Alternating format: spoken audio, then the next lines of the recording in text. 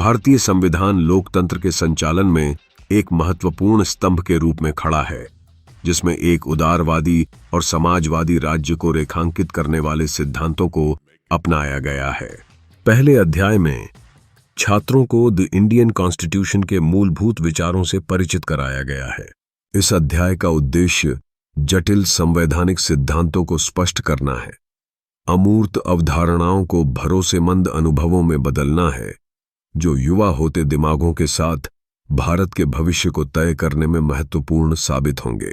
प्रथम अध्याय की शुरुआत एक उदार संविधान के आधारभूत सिद्धांतों की चर्चा से होती है। भारतीय संविधान पर चर्चा एक ऐतिहासिक संदर्भ में की गई है।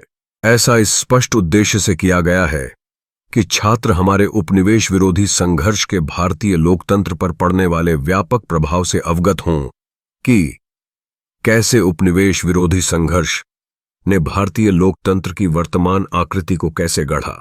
संविधान पर चर्चा करते समय हमें कुछ प्रमुख विशेषताओं को समझाने के लिए कई नए और अक्सर कठिन शब्दों का प्रयोग करना पड़ा है। इन्हें पढ़ाते समय कृपया ध्यान रखें कि छात्र उच्च कक्षाओं में इन प्रमुख विशेषताओं का और गहराई से अध्ययन करते रहेंगे। अध्याय 2 भारतीय संविधान के संदर्भ में धर्मनिरपेक्षता पर चर्चा करता है। धर्मनिरपेक्षता एक महत्वपूर्ण अवधारणा है जो भारतीय संवैधानिक ढांचे के भीतर आज तक उलझी हुई है। धर्मनिरपेक्षता का अर्थ है एक ऐसा राज्य जिसमें सरकार किसी विशेष धर्म को बढ़ावा नहीं देती है और सभी नागरिकों को अपने धर्म का पालन करने या किसी भी धर्म का पालन न करने की स्वतंत्रता होती है। धर्मनिरपेक्षता का मतलब यह नहीं है कि धर्म का विरोध किया जाए, बल्कि इसका मतलब है कि धर्म को व्यक्तिगत मामला माना जाए और सरकार धार्मिक मामलों से अलग रहे। पाश्चात्य जगत में धर्मनिरपेक्षता की सबसे प्रचलित परिभाषा यह है कि यह धर्म और राज्य के बीच अलगाव को संदर्भित करती है, लेकिन भारतीय संदर्भ में सभी धर्मों के सद्भाव की कामना की गई है, अर्थात सभी धर्मों का सम्मान करना और उनके साथ समान व्यवहार करना। धर्म और राज्य के बीच अलगाव महत्वपूर्ण होने के दो मुख्य कारण हैं। पहला, एक धर्म के दूसरे धर्म पर प्रभुत्व अर्थात अंतरधार्मिक प्रभुत्व को रोकना है। दूसरा, एक धर्म के भीतर हो सकने वाले विभिन्न प्रकार के प्रभुत्व जैसे कि अंतरधार्मिक प्रभुत्व का विरोध करना है। उदाहरण के लिए, यह अध्याय हिंदू धार्मिक प्रथाओं में अस्पृश्यता पर चर्चा करता है, जिसने कुछ उच्च जातियों को कुछ निम्न जातियों के सदस्यों पर प्रभुत्व करने की अनुमति दी। धर्मनिरपेक्षता का संस्थागत धर्म के विरोध का अर्थ है कि यह सभी धर्मों की तुलना के बीच और प्रत्येक धर्म के भीतर स्वतंत्रता और समानता को बढ़ावा देता है। धर्मनिरपेक्षता स्वतंत्रता का एक प्रतीक है जो विभिन्न धर्मों में समानता को बढ़ावा देती है, जबकि समवर्ती रूप से धर्मों के भीतर दमनकारी संरचनाओं को चुनौती देती है।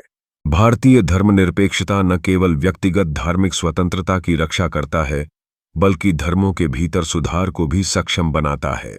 यह दोहरी दृष्टिकोण भारतीय धर्मनिरपेक्ष राज्य की प्रतिबद्धता पर प्रकाश डालता है, जो कि बाल विवाह और अस्पृश्यता जैसे सामाजिक अन्याय को खत्म करने के लिए है, जबकि सकारात्मक कार्यों के माध्यम से हाशिए के समूहों को उत्थान करते हैं। भारतीय धर्मनिरपेक्षता धर्म से अलगाव बनाए रखकर व्यक्तियों की धार्मिक स्वतंत्रता की रक्षा करती है, लेकिन यह धर्मों में सुधार के लिए भी गुंजाइश प्रदान करती है। Parliament and the making of laws, संसद और कानून बनाना नामक तीसरे अध्याय में यह समझाया गया है कि संसद कैसे काम करती है और कानून कैसे बनाए जाते हैं। यह अध्याय लोकतांत्रिक प्रक्रिया, नागरिकों की भूमिका और संसद के कार्यों पर केंद्रित है। जुडिशरी नामक चौथे अध्याय में न्यायपालिका सरकार का एक महत्वपूर्ण अंग है जो कानूनों की व्याख्या, विवादों का निपटारा और न्याय प्रदान करने का काम करती है। यह सरकार के अन्य अंगों जैसे कार्यपालिका और विधायिका पर भी नियंत्रण रखती है। अंत में भारतीय संविधान और धर्मनिरपेक्षता का अध्ययन छात्रों को महत्वपूर्ण विचार और जिम्मेदार नागरिकता के उपकरणों से लैस करता है। इन पेचीदगियों के माध्यम से नेविगेट करके शिक्षार्थी न केवल सूचित व्यक्तियों के रूप में बल्कि चल रहे लोकतांत्रिक प्रवचन में सक्रिय प्रतिभागियों के रूप में भी उभरते हैं। एक कभी विकसित होने वाले समाज में समानता और न्याय के मूल्यों को बनाए रखने और प्रचार करने के लिए सशक्त बनाते हैं। भारतीय न्यायालय कानूनों की व्याख्या, विवादों का निपटारा करना, न्याय प्रदान करना और विधायिका और कार्यपालिका पर नियंत्रण का कार्य करता है। Social justice and the marginalised नामक टॉपिक के अंतर्गत 5वें और 6वें अध्याय के अनुसार सामाजिक न्याय का अर्थ है समाज के सभी वर्गों के साथ निष्पक्ष और समान व्यवहार करना, जबकि हाशिए पर का मतलब है उन समूहों को अलग करना जो समाज की मुख्य धारा से अलग थलग हैं। सामाजिक न्याय का उद्देश्य एक ऐसा समाज बनाना है जहां सभी को समान अवसर मिलें और किसी के साथ भी भेदभाव न हो।